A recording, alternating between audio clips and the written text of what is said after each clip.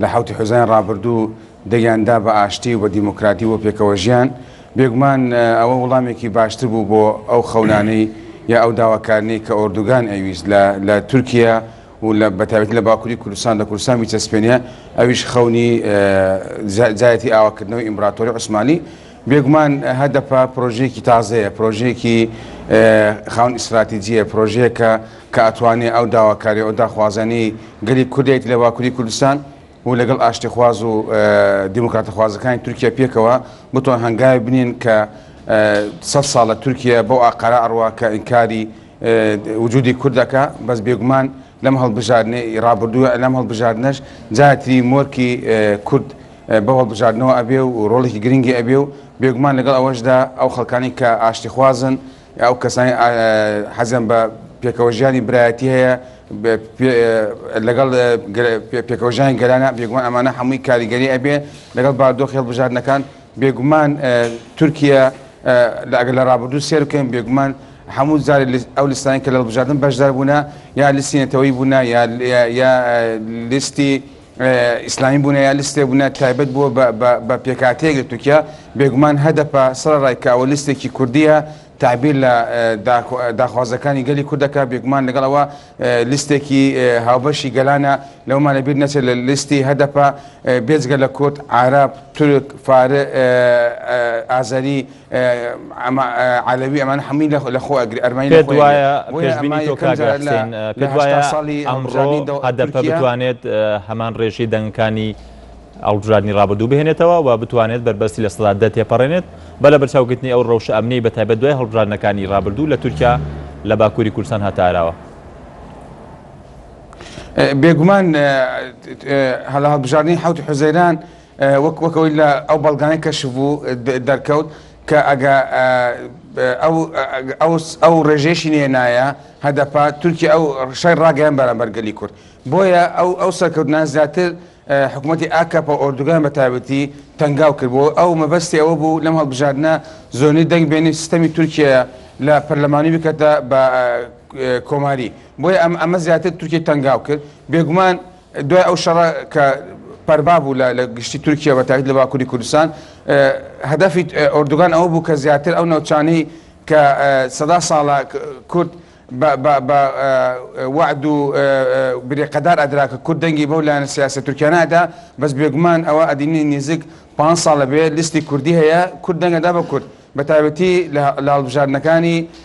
حوتی حوزەیران کە هەموو ناوچە کوردستانەکان دەنگیاندا بە هەدەپە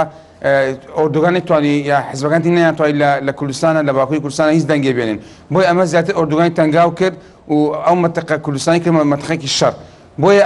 بە هەموو شێوێ هەوڵەدا ئۆردوگان کە بربەست بێ بەرامبەر دەنگدەرانی کورد بچین بۆ سندوق دەنگدانەکان یا چۆن ئەو سندوقانە پارێزن بۆیە بێگومان هەوڵێکەیە کە بێوێ ئۆردوگان یا حکوومەتی ئاکەپا لەو ناوچە کوردیانە بربەستی دروستکە بەرامبەر دەنگدەری کورد لەگەڵ ئەوە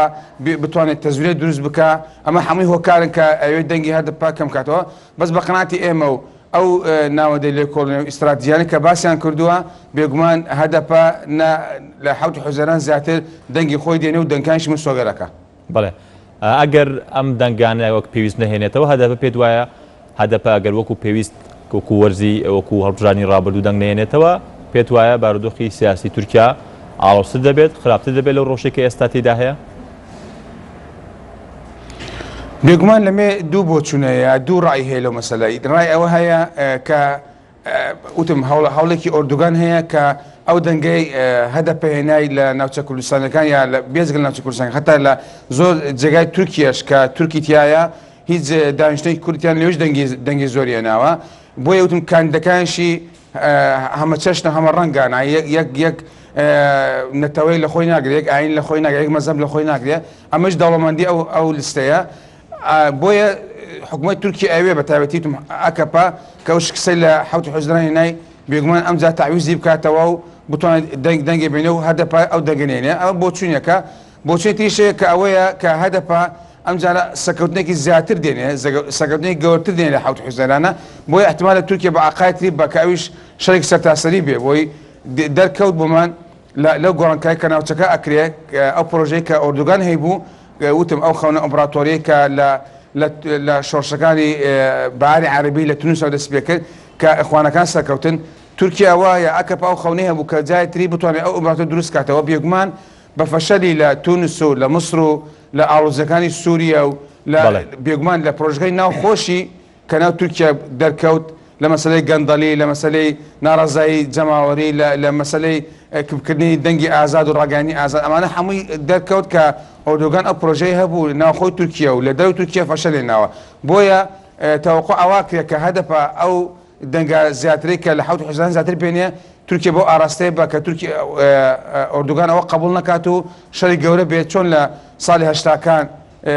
لانی چەپ و دیموکراتەکان بەرەو پێشەوە چون ئینقلاب بوو نایتەوەقع ئەوا کرد لە تورکیا ئاڵۆزەی بۆ شێوە دروست بێت. پێت وایە چارەسەری پرسی کورد لە باکووری کوردستان لە تورکیا بە چ ئاراستەیەکدا دەڕۆە بەتایبەت هەندێک ڕاپرسی باز لەوە دەکەن کە ئاکەپ ڕێژەی نزیکەی لە سەدا دووی دەنگەکانی لە دەست دەدات و لە بەرامبەردا دەنگی مەهاپە و هەدەپە زیاد دەکات. ئەین تا ڕادێکی زۆر ئەو ڕاپرسیانەی کراون دەڵێن ئەنجامەکانی ئەو شێوەی نزیک دەبن لە ئەنجامی هەڵبژاردنەکەی حوزەیرانی ڕابردوودەوە. پێت وایە چارەسەری پرسی کورد لە نێوان ئەم پێشهاتە سیاسی تازەدا کە هەڵبژاردنی تازە دروستی دەکات بە چ ئاراستەیەکدا دەڕوات؟ بێگومان ئاراستەکردنی چارەسەری کێشەی کورد بێگومان ئێستا چارەسەری کێشەی لای کورد خۆیەتی. جاران لایەنی کوردی بزنەوەی کوردی لە هەر چاپەچەی کوردستان چاوەڕێیە کرد ئەو دەوڵەتانەی کە کوردستان داگیر کردووە ئەوان ماف و حەق بە کورد بدەن. بێگومان ئێستا گەلی کورد گەیشتە و ئاستا ئەتوانێت خۆی بەڕێوە بە خۆی خاوەن پرۆژەیە خۆی خاوەن ئیستراتیجیە ڕاستە نەخەتای نەماتوانیوە کۆنگەی نەتەوەی بەستین بۆی بتوانین ئیستراتیجەیەکی کوردستانی دەستنیشانکەین. بەس بێگومان لەگەڵ ئەوە کورد توانیوێتی لە هەر پارچەی کوردستان هەتا ئاستێکی زۆر بەرەو پێشەوە بچێ و لەسەر ئاستی ئەقلیمی و ئاستی دەوڵەتی ئێستا کورد گوێی لێگرێ. لە باکووری کوردستان لە تورکیا ئەومان لەبیر نەچێ لە نەورۆزی 2013 بەرز عەبدوڵڵا ئۆجەلان پرۆژەیەکی ئاشتی ڕاگەیاند. بێگومان ئەو پرۆژە ئاشتی زیاتر حکوومەتی تورکیا تەنگاو کرد و زیاتر لەسەر ئاستی ناوخۆی و لەسەر ئاستی ئەقلیمیش ئەم پرۆژەیە پێشوازی لێکرا. بۆیە ئێستا لە تورکیا حکوومەتی ئاکەوە بە تایبەتی کە بمان دەرکەوت لە 2002 کە هاتە سەر دەسەڵاتە یەکی لەو خاڵەی کە باسێکە کرانەوەی دیموکراتی کرانەوەی پرۆژە ئاشتی بەرامبەر کورد بەس بێگومان ئەمە دەرکەوت کە لە هەڵبژاردنی حەوت حوزەیران کە ئەو بەرامبەر ئەو سەرکەوتنانەی گەلی کورد خۆی نەگرت و دەستی کرد بە شەڕکردن. ئەمە هۆکاری ئەوەیە کە حتا ئێستا لە عەقڵێتی لە تورکیەکان مەسەلەی ئاشتی بۆ کورد نییە. ڕاستە زۆر لایەن باسی پرۆژەکان باز داوسانەکە لەگەڵ کورد بەس خەتا ئێستا لەسەر ئەرزی واقع هەنگاوێکی عەمەلیمان نەدی بۆ مەسەلەیە. بۆیە ئەمە دەرئەکەوێ کە لایەنی تورکی خەتا ئێستا بەتایبەتی لایەن دەسەڵاتەکان باسەکەم خەتا ئێستا پرۆژەیەکی ئاشتی یا پرۆژەیەکی بۆ مەسەلەی کورد واقعانە نییە. ئەوەی هەیە خەتا ئێستا کورد خاوەن پرۆژەیە خاوەن ئیستراتیجیە بێگومان ئەو پرۆژە ئەو ئیستراتیجیەت بێگومان وەک باسمان کرد سەرەتا کە ئەویش لە سیستەمی خۆبەرەوەی دیموکراتی یا لە هەڵبژاردنەکان یا لیستی هەدەپە خۆی دنێتەوە کە ئەدین لیستێکە سەرڕای کە کورد بە شێوەیەکی بەرچاو یا بە شێوەیەکی قورس ناو ئەو لیستەیە لەگەڵ ئەوەشە تورک و ئەرمەنی و ئازەری و عەلەوی و هەمووی لە خۆگرێ. بۆیە ئەو پرۆژە هەدەپە ئەگە سەر بکەوێ بێگومان مەسەلەی کورد بەرەو پێشەوە چێ و مەسەلەی برایەتی و پێکەوە ژیان و دیموکراتی بەرەو پێشەوە چێ. بۆیە بەقەناعەتی ئێمە لایەن تورکی بەخۆیان نەچنەوە بێگومان تورکیەش وەک دەوڵەتانی دەوروبەری خۆی وەک سووریا وەک موسڵ وەک ئەوانە باشتر نابێت ئاڵاستو نەبێت. پێت وایە ئێستا بەو پێگەجەماوەری سیاسی کە کورد لە ڕێگەی هەدەپەوە هەیەی ناتوانرێت پەراوێز بخێت واتە حکوومەتی داهاتوو تورکیا بەبێ کورد ناتوانرێت پێک بهێنرێت؟ بۆمان دەرکەوت لە هەڵبژاردنی حەوت حوزەیران کە داخوازی کورد ئەوە نیچێت ناو دەسەڵاتەوە. بێگومان زۆر لایەن لە باز ئەویان کرد کە هەدەپە بچێتە دەسەڵات و باشترە بەس بێگومان ئەوە قەناعەتێکە لای خۆیان دروست بووە ئەوە ئەتوانن زیاتر لە ئاستی شاراوانەکان خزمەت بکەن بۆی بمان دەرکەوت لە ڕابردوو لیستی پارتی ئاشتی دیموکراتی یا دوای لیستی پارتی گەلانی دیموکراتی کە لە ئاستی شاراوانەکان دەنگی زۆری باشی ناوتوانی لەسەر ئاستی شاراوانەکان خزمەتی باش بە خەڵک بکە. ئەو قەناعەتی بەوە شەیە کە سیستەمی خۆبەرەوەی دیموکراتی باشترین سیستەمە کە بتوانێت چارەسەری قەیرانەکانی ئابووری کۆمەڵایەتی سیاسی بۆ گەلی کورد و گەلی تورکیا بکە. بۆیە ئەوان بەو قەناعەتەن کە ئەوان بێگومان هەدەپە بۆتە معادلەیەک یا بۆتە ڕقەمێک لە معادلەی سیاسی تورکیا ناتوانێت فرامۆش بکرێت بەس ئەوان داواکاری ئەوان زیاتر ئەوەیە کە ئەوان لە بەرەی ئۆپۆزیسیۆن خۆیان بدنەوە نەچنەوە دەسەڵاتەوە بە قەناعەتی ئەمە باشترین هەڵە بۆ کورد کە بتوانێت زیاتر دەنگەکانی خۆی وەک فشارێ بەرامبەر لایەن سیاسی تورکیا بەکاربێنێت بۆی بتوانێت ئەو داواکاریان گەلی کوردەتی حکوومەتی تورکیا جێبەجێ بکات. واتە نەچوونە ناو حکوومەتەوە بۆ هەدەپە گرنگترە بۆ چارەسەری پرسی کورد؟ بێگومان تۆ ئەگە هەدەپەش ئەگە ئەو سەتادەیەش تێپەڕ بکە وەک حوت حوزەیران کە توانین 80 کورسی بینێ ئەگە ئەم جارش وا باسەکە کە زیاتریش دێنێت بێگومان تۆ لەگەڵ لیستێکی گەورەتر بە ژمارەیەکی گەورەتر تۆ بتوانین ئەو داخوازەی خۆت هەتا بەو شێو دروست بێ دروست نابێ بە قەناعەتی ئێمە کە بتوانێت زیاتر هەدەپە لانی ئۆپۆزیسیۆن بمێنێتەوە و زیاتر بتوانێت لە ئاستی شەڕانەکان خزمەت بکە ئێمە لەو باوەڕەیە کە بتوانێت زیاتر ئەو سەنگەی خۆی لەو دەنگدانی هەیەی یا لای ئۆپۆزیسیۆن ناو پەرلەمان بەکاری بێنێ ئەتوانێت ڕۆڵێکی باشتر بدێت کە لە حکوومەت بێ احتیمالە زۆر قەید و شەرد و مەرجە بێ نەتوانێت ئەو داواکاریان هەیە جێبەجێ بکە. تۆ باس لەوە کرد کە لایەنی تورکی تاکو ئێستا پرۆژەیەکی گشتگیر و پێویستی نییە بۆ چارەسەری کێشەی کورد پێت وایە لایەنی کوردی بۆ جێبەجێکردنی داخوازیەکانی دەتوانێت چی بکە بەتایبەت کە تۆ لەگەڵەوە دایکە هەدەپە ئۆپۆزیسیۆن بێ و نەچێت ناو حکوومەتەوە دەتوانێت چی بکات بۆ جێبەجێکردنی داخوازیەکانی کورد لە باکوور؟ بێگومان گەلی ئێمە لە باکووری کوردستانە خەباتێکی درودرێژی هەیە لە داواکاری مافەکانی خۆی بێگومان ئەم قۆناغی کە ئیستەش هەدەپە کە بەشدار بووە ئەومان لەبیر نەچێ لە ساڵانی ڕابردوو سەلاحی دەمیرتاش وەک سەرۆکی خەتا بۆ سەر کۆماری خۆی هەڵبژات ڕاستە ئەیزاین ئەو دەنگانیانێ بەس ئەمە هەنگاوێک بوو هەم بۆ پرۆسەی دیموکراتی تورکیا کە کاندێکی کورد هەبێ هەم ئەوەش بێت کە تۆ زیاتر بزانیت دەنگدەرانی خۆت لە چه ئاستەکە بۆی ئەم پرۆسەیەکی درودرێژە ئەوە نییە کە لەم هەڵبژاردنە کۆتایی پێ بێ و گەلی کورد بتوانێت هەموو مافەکان خۆی بێنێتە بەرچاوی خۆی بۆیە بە قەناعەتی ئێمە ئەمە پرۆسەی درودرێژە هەنگاوی زۆر ئەوێ بێگومان لە ڕابردووە کورد هەنگاوی زۆر باشی ناوە و ناو کاروخەبات و ناو بەرخودانێکی درودرێژە بووە بەرامبەر ئەو حکوومەتە فاشتانی کە لە تورکیا دەستە باڵا بوونە و هەموو جارێک کوردی ئینکار کردەوە کوردیان قەتڵعام کردەوە و بێگومان باکووری کوردستان بۆتە گۆڕەپانێکی شەڕ و پێکدەدان بۆیە ئەم پرۆسەی درودرێژە ئێستا قۆناغەکە گۆڕاوە ئێستا قۆناغەکە زیاتر لە هەڵبژاردنەکانی شارەوانی لە هەڵبژاردنەکانی پەرلەمانی کوردستان پەرلەمانی تورکیا خۆی دێنێتەوە بۆیە ئەم قۆناغانە ئەتوانم بڵێم سەرەتایە بۆ ئەو کاتە کە کورد ئەوش بێتە خاوەن ئیستراتیجیەک بەتایبەت لە تورکیا وەگوتم ئێستا هەدەپە تەمسیلی ئەو ئیستراتیجیەکە هەدەپە تەمسیلی ئەو قۆناغاکە کە تورکیا بەرەو گۆڕانکی جدیە بە ئەوشمان لەبیر نەچێت لەسەر ئاستی نێودەوڵەتیش کە لە هەڵبژاردنی حوت حوزەیرانە لەم هەڵبژاردنشە باز ئەواکەن کە وەچەرخانی تورکیا بەرەو دیموکراتی بە وەچەرخانی تورکیا بەرەو ئاشتی بە کە ئەویش لە لیستی هەدەپەیە بێگومان ئەدینین جەهاپە و ماپە دەنگێ زیاترە لە هەدەپێنە بەس ئەوەی زۆر باس ئەکرا لە تورکیا لە هەڵبژاردنەکانی ڕابردوو ئەم هەڵبژاردنەش کە ئەویش ئەوەیە کە هەدەپەیە کە خاوەن پرۆژەیەکی تازەیە جیاواز لە ئاکەپە و مەهاپە و جاپە. بەڵێ حسێن بەردەوامی لەگەڵ دیارە بەڕێزان هەڵبژاردننی پەرلەمانی تورکیا دەستی پێ کردووە کەمێک پێش ئێستامە وێنەکانمان وێنەی پرۆسی دەنگدانی ڕاستەخۆ بۆمان گواستنەوە پرۆسی دەنگدانە ناو یەکێک لە بنکەکانی دەنگدانی هەڵبژاردننی پەرلەمانی تورکیا ئەمڕۆی نارتی بە درێژایی پرۆسی دەنگدانەکە کە تا کاتژمێر 5 ئێوارە دەخایانی هەروەها تا ڕاگەیاندنی ئەنجام بەرایەکانی هەڵبژاردننی پەرلەمانی تورکیا لەگەڵتان دەبێت هەروەها ورترین و نوێترین زانیاریەکانتان بۆ دەگوازێتەوە لەسەر شاشەیە نارتی نوێترین و زانیاری لەسەر هەڵبژاردنەکەی تورکیا ئەمڕۆ دەبیستن ئەگەر هاوکارانمە دواتر وێنەکانیشمان بۆ بگوازنەوە لەگەڵ گفتووکەماندا لەگەڵ کاک حسێن کەرکووکی و تەبێژی تەفگەری ئازادی بەردەوام دەبین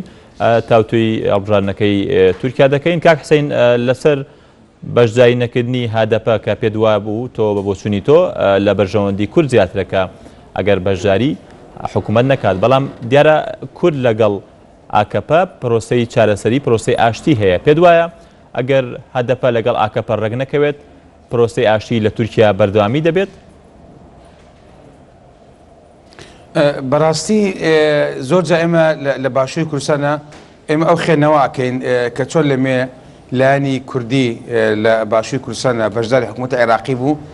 بێگومان ڕۆڵێکی گرنگی هەبوو ئێمە بە هەمان شێوە خێنەوە پارچەتی کوردستانەکەین ئەمە بێگومان ئەمە جیاوازی زۆر هەیە عقليتي تاكي سياسي دەسەڵاتداری تورکیا بێگومان جیاوازە هەتا ئاستێک لەگەڵ عێراقا لەگەڵ عێراقا لەمێ نیزامێکی دیکتاتۆریە بوو لە کوردستانە لە چیاکانی کوردستانە زۆرجا لایەنی کوردی لەگەڵ لایەنی عەرەبی لەگەڵ لایەنی تورکمانی لەگەڵ لایەنی ئەرمەنی پێکەوە تێکۆشایان کورە بەرامبەر نیزامی دیکتاتۆری سەدام بەس بێگومان لە تورکیا ئەو جیاوازیەیە لە تورکیا هەتا ئاستێک ئیستیقلالێکی سیاسیە بۆ ڕاستە ئینکارکردنی کورد هەبووە کورد لە پرۆسە سیاسی لە تورکیا دەرەوەی ئەو پرۆسەیە بووە قبول نەکراوە ئینکار کراوە اعتراف بە ناسنامەکەی نەکراوە بێگومان ئەمە جیاوازە خێننەوە بۆیە بەقەناعەتی ئێمە هەدەپا وەگوتم کە خۆشیان لە زۆر چاوپێکەوتن لەگەڵ ئەندامەکانی بە تایبەتی سڵاحەدین دەمیرتاش و یوکسەل داغ کە هاوسەرۆکی هەدەپان زۆرجار لە کۆبنەوەکان یا لە ئەندامانی هەدەپ باز ئەویان کردووە ئەوان لەو باوەڕان کە ئەم هەنگاوی یەکەمیان لە پەرلەمان ئۆپۆزیسیۆن بوونی ئەوان زیاترە بۆی ئەتوانن زیاتر لە پەرلەمانە چاودێری حکومەت بەڵام چۆن دەتوانرێت بەردەوامی بە پرۆسەی ئاشتی بدرێت پێت وایە پرۆسەی ئاشتی کە ئێستا زۆر قسەی لەسەر دەکرێت کە گوایە ئەنگاوەکانی سز بوون یاخود پەکی کەوتۆ لە تورکیا پێت وایە ئەگەر دۆخەکە بەم جۆرەی لێبێت پرۆسەی ئاشتی بەردەوام دەبێت من بازەوەم کرد کە تورکیا بە دوو ئاقارەتی ئەو ئاقارەی ئەوەیە کە یەک ئەگە هەدەپا ئەو دەنگانەی هێنا ئەبێ لە تورکیەکان ئەو دەنگانە قبولکەن و هەتە بە وەک خۆی و گەلی کورد وە خۆی قبول بکەن بۆ پرۆژەیە و بە بەرنامەیەتی قبولیکەن خاڵی تری ئەوەیە کە تورکیا بێگومان دوای ئەم سەرکەوتنی هەدەپە دێنێت ئێمە لە باوەڕین لەو هیواشین کە ئیمڕۆژ ئەو دەنگانی کە لە حوتی حوزانە زیاتر بێنێ بێگومان ئەوش ئەوەیە کە تورکیا بە عقالێکی شەڕی ئاڵۆستر ببا هیچ معنایەک بۆ پرۆسەی ئاشتی و پێکەوژان نامێنێ بۆیە وتم تورکیا بە تایبەتی ئۆردوگان ئیسرار ئەکا ئەیەوێ سیستەمی تورکیا لە پەرلەمانی بکە بە سیستەمێکی سەرۆکایەتی بۆیە ئەمە تورکیا بە تایبەتی ئاکەپا بە تایبەتی ئۆردوگان پێداگیری سەر ئەواکەن ئەبێ سیستەمی سیاسی بگۆرە لە تورکیا و ئەبێ ئۆردوگان حکومڕانی ئەو بکە ئەومانە بینەچێ لە یاسای تورکیا ئەوەیە کە ئەبێ سەر کۆمار بێلایەن بێ لە هیچ بانگەشەی هەڵبژارن بەشدار نەبێت بەس بۆمان دەرکەوت لە هەڵبژارنی حوتی حوزێنە ئەم هەڵبژارنە ئۆردوگان زیاتر لە دادئۆغڵۆ کەوتە پێشچاوی کاملەکان و زیاتر قسەی کرد بۆی ئەو عەقڵیەتی ئۆردوگان ئەو عەقڵیەتە کە لای ئەکەپە هەیە بە هیچ شێوەیە پرۆژە و بەرنامەی نییە بۆ ئاشتی بۆ تورکیا بۆیە ئەم قۆناغا زۆر هەستیارە بۆ گەلانی تورکیا بۆیە لە باوەڕێن کە ناوەندە سیاسەکانی لە تورکیا باسەکان تورکیا احتیمالە دەرگایەکی شەڕ لێ بکرێتەوە کە لەوەی سووریا شەیە خراپتر بێ بۆیە بەقەناعەتی ئێمە ئەگەر لە سیاسەکانی تورکیا بە عاقڵانە مامەڵە لەگەڵ ئەم بادۆخەنەکەن ئێمە لەو باوەڕێن بە تایبەتی ئاکەپا حکوومەتی ئاکەپا تورکیا بە عقارێکی زۆر ئاڵۆز بە جگە لە ئاکەپا کورد هیچ بەدیلێکی دیکەی هەیە لە ناولایەنە سیاسەکانی تورکیادا بۆ ئەوەی هاوپەیمانەتی لەگەڵ بەستن یاخود ڕێک بکەون لەسەر پرسی چارەسەری و پرۆسەی ئاشتی لە تورکیا ئەومانە بیر نەچێ تورکیا لە تورکیا کورد خاوەن پرۆژەی خۆیەتی ئەوتم لە نەورۆزی 2013 بەرز عەبدوڵڵا ئۆجەلان ئاگربەستی ڕاگەیاند پرۆژێکی ئاشتی دای هەموو سیاسەکان لەگەڵ ئەوەشدا تقریبا نزیک 8 جا 9 جا پەکەکە ئاگربەستی ڕاگەیاندووە ئەم جارەش کۆما جوانی کوردستان ئاگربەستی ڕاگەیاندووە بۆی هەموو جارێک کورد دەستپێشخەری ئاشتی بووە و دەستپێشخەری ئاگربەست بووە ئەو حکومەتی تورکیا وەڵامی ئەو ئاگربەستین داوتەوە و بەردەوام لەگەڵ شەڕ و لەگەڵ ئۆپۆراسیۆن بۆ لە ناوچە کوردستانەکان